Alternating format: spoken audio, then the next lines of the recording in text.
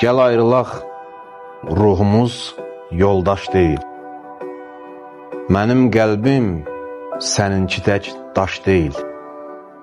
Mən gedənə ağlamıram, yağış yağır, yoxsa gözüm yaş deyil. Təzə alışıram ayrılığın dadına. Yenə tək ola darıxıram hər ikimizin adına. Mənim həyatım belədir, onu sən məhv elədin.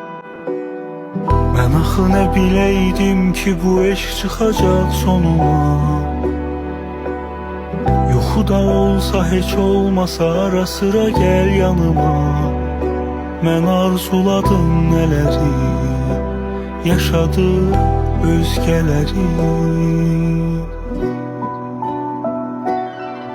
Heyf olmadı, səni gəzmədim, axtarmadığım küçə qalmadı. Səni bir can belə düşünmədiyim gecə olmadı, sadəcə olmadı. Yada salmadın, ağlımdan çıxmayan insan məni yada salmadın. Hələ də ürəyimdəki boşluğunun yeri dolmadı, sadəcə olmadı.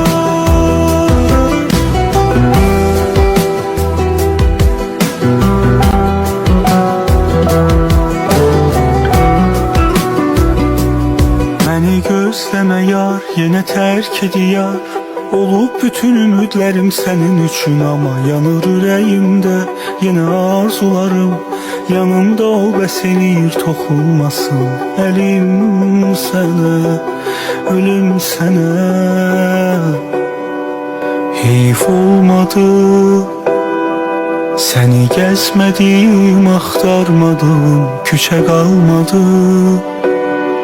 Hələ də ürəyimdəki boşluğunun yeri dolmadı, sadəcə olmadı.